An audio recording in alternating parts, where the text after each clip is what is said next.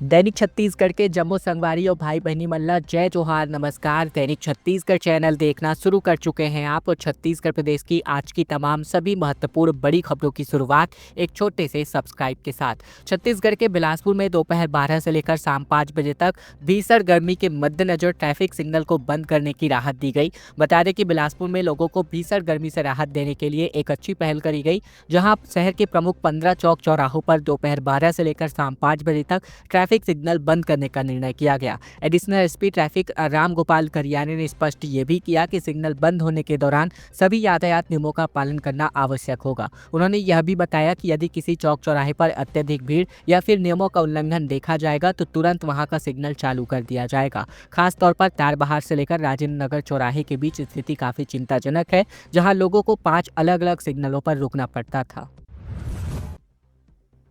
छत्तीसगढ़ के बस्तर संभाग में जोरदार बारिश का दौर देखने को मिला बीते दिन, जहां सड़कों पर ओले गिरे, पेड़ गिरे। सुकमा में गरज चमक के साथ आंधी और तूफान आया। बालोद, गरियाबंद और धमतरी समेत कुल 8 जिलों में बारिश को लेकर अलर्ट जारी है। छत्तीसगढ़ में एक ओर जहां भीषण गर्मी से लोग परेशान हैं, दूसरी ओर बस्तर संभाग में बीती शाम को मौसम ने अचानक से करवट ली। बस्तर में झमाझम बारिश हुई, जिसकी वजह से लोगों को गर्मी से राहत मिली, लेकिन आंधी और तूफान ने कई जगहों पर भारी तबाही भी मचाई। सुकमा जिले में आंधी के कारण कई पेड़ सड़कों पर गिर गए, जिससे आवागमन बाधित हुआ। इसके अलावा तेज हवाओं के साथ जमकर बारिश आई, जहां कई इलाकों में बिजली व्यवस्था को इस बारिश ने प्रभावित किया। इसके अलावा कई इलाकों में बिजली कट गई है। मौसम विज्ञान विभाग ने आने वाले 3 घंटों में 8 जिलों को लेकर बारिश का अलर्ट जारी किया है, जिसमें बालोद, धमतरी, गरियाबंद, कांकेर, कोंडागांव, मोहला मानपुर, अंबागढ़ चौकी, नारायणपुर, राजनांदगांव में अलग अलग स्थानों पर बिजली, तेज हवा और बारिश के साथ आंधी आने की संभावना जताई गई है।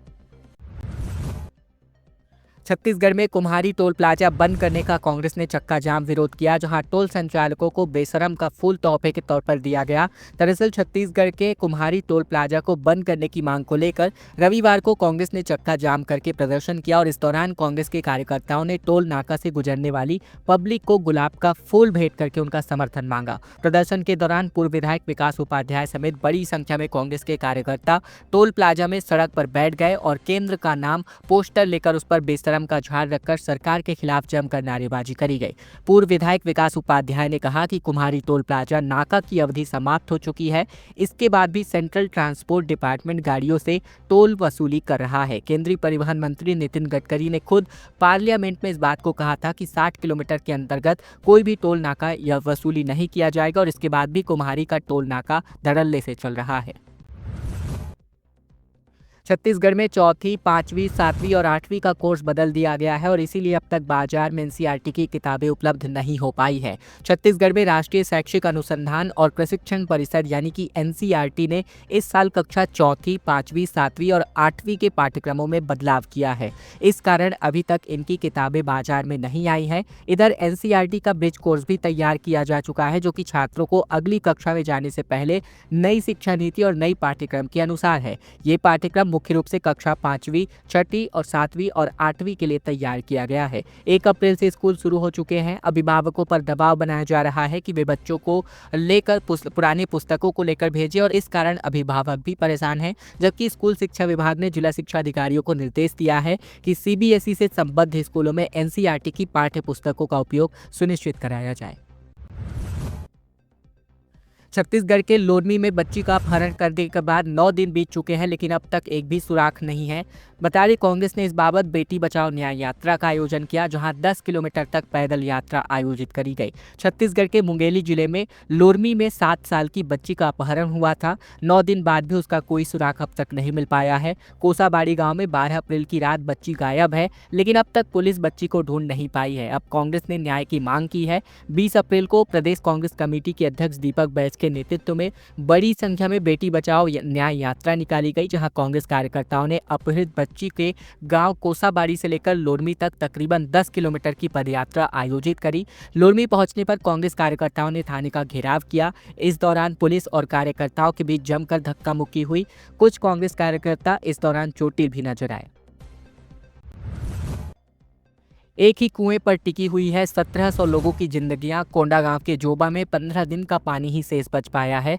5 किलोमीटर दूर बांध है, फिर भी हालात बद से बदतर नजर आ रहे हैं। छत्तीसगढ़ के कोंडागांव जिले के जोबा गांव में पानी की समस्या भीषण रूप से गुजर रहे हैं लोग, क्योंकि यहां गांव के तकरीबन 1700 लोग एक ही कुएं पर निर्भर हैं।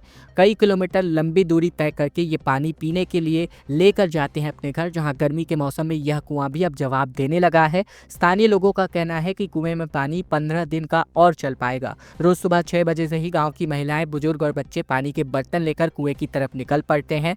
लंबी दूरी तय करके गंदा पानी लाना मजबूरी बन चुका है। स्थिति यहां पर कई सालों से बनी हुई है, लेकिन सरकार अब भी आंखें मूंदे पड़ी हुई है। छत्तीसगढ़ के बिलासपुर में टोना और टोटका का डर बताकर 9 तोला सोना पार कर लिया गया। बिलासपुर में बुजुर्ग से ठगों ने कहा कि गहनों में कलह पड़े हैं, कपड़े बांधकर झाड़ फूक करी और कागज थमा करके भाग गए।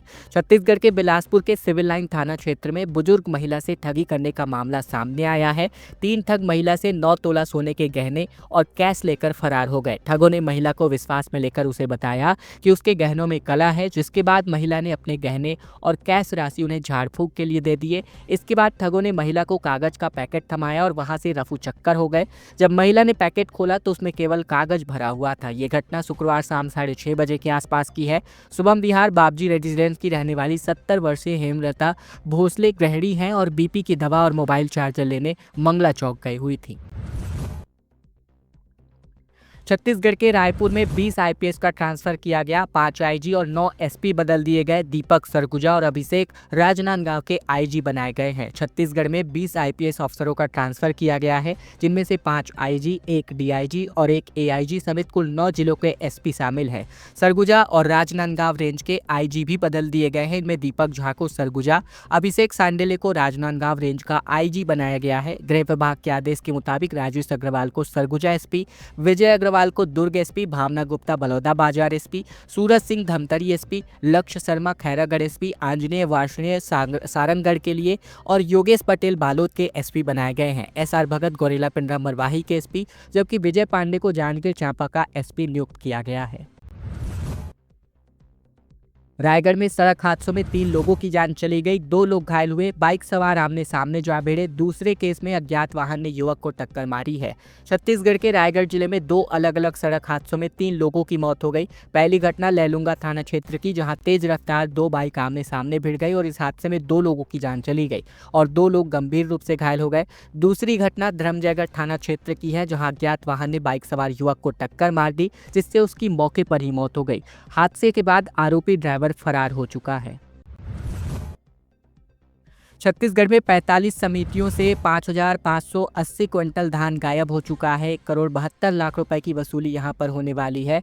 अगर नहीं चुकाया तो एफआईआर भी होगी। छत्तीसगढ़ में रायपुर जिले में वित्तीय वर्ष 2024-25 का तकरीबन 5,580 क्विंटल धान 45 समितियों से गायब हो गया है। समितियों में किए गए भौतिक सत्यापन के बाद ये गड़बड़ी सामने आई है, जिसके बाद से अब खाद्य विभाग ने गायब धान के बदले समितियों से राशि की रिकवरी करने के लिए नोटिस जारी किया है। इसके बाद इन नोटिस के बाद भी अगर समितियों से धान गायब के बदले राशि जमा करने की पहल शुरू कर दिए गए हैं, लेकिन कई समिति प्रबंधक गायब धान को सुखद बताते हुए राशि देने से इनकार कर रहे हैं। इसे देखते हुए विभाग अब ऐसी समितियों के खिलाफ एफआईआर कराने की तैयारी में है।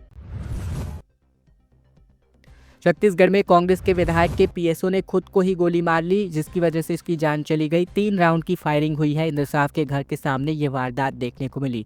छत्तीसगढ़ के बलौदाबाजार जिले के भाटापारा से कांग्रेस के विधायक इंद्रसाव के निजी सुरक्षा अधिकारी यानी पीएसओ ने बीती शाम को खुद को गोली मार ली, जिससे उसकी मौके पर ही मौत हो गई। 1 महीने पहले ही लव मैरिज की घटना हुई थी। इसके बाद वारदात भाटापारा थाना क्षेत्र की है।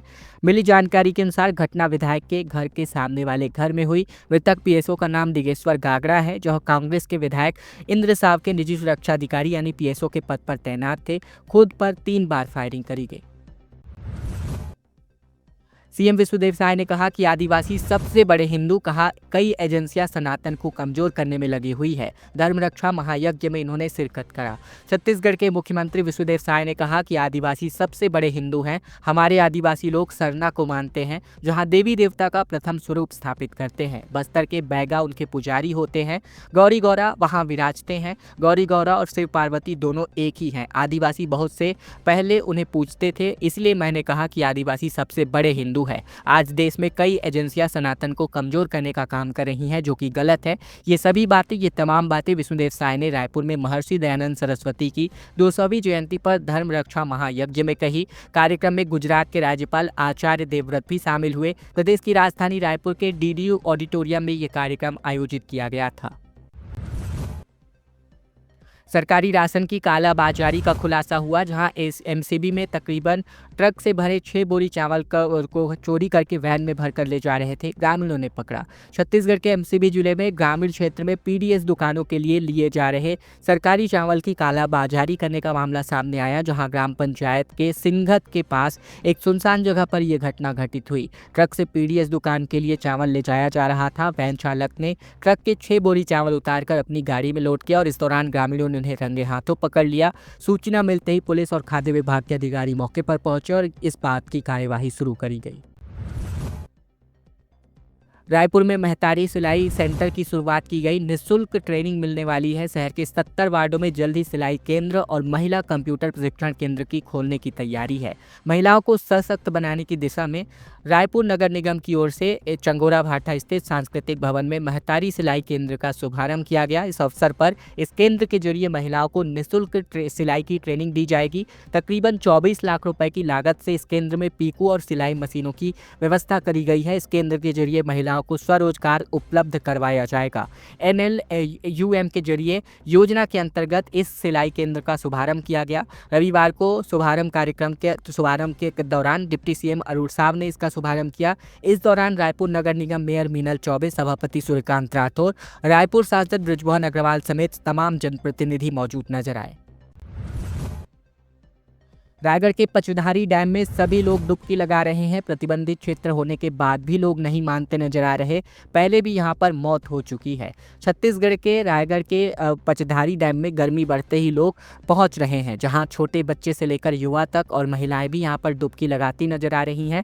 इसके अलावा बात करें तो लगातार जो है यहाँ सुरक्षा के कोई उपाय भी नहीं किए गए हैं, जिसकी वजह से अनहोनी की घटना लगातार बढ़ती जाती है।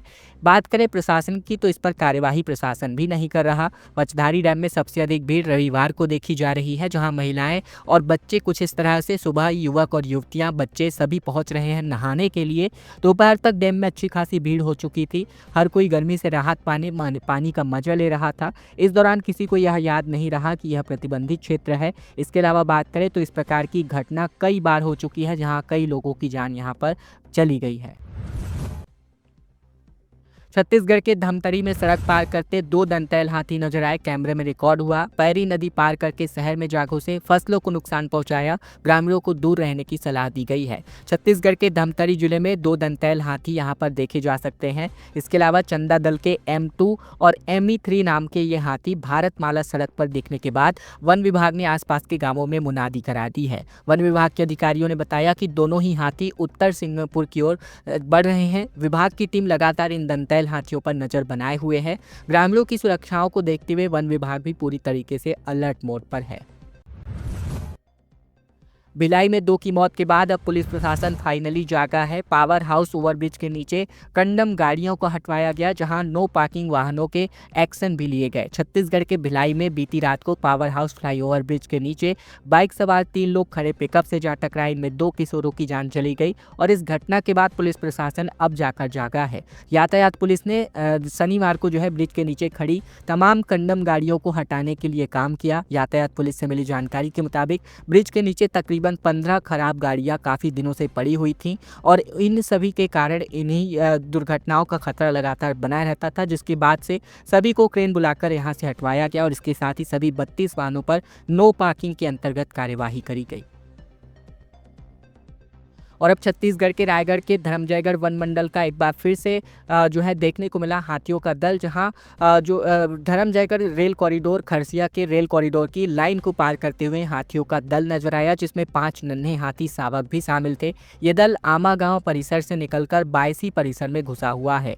धर्मजयगढ़ वन मंडल के अंतर्गत अलग अलग इलाकों में फिलहाल 100 से अधिक हाथी घूम रहे हैं। इन हाथियों की गतिविधियों को देखते हुए वन विभाग ने आधे से ज्यादा दर्जन गांवों में अलर्ट मोड जारी किया है, ताकि किसी भी प्रकार की कोई अप्रिय घटना घटित ना हो। हाथियों की निगरानी के लिए वन विभाग की टीम के साथ साथ हाथी मित्र दल के सदस्य भी लगातार हाथियों के मूवमेंट पर नजर बनाए हुए हैं।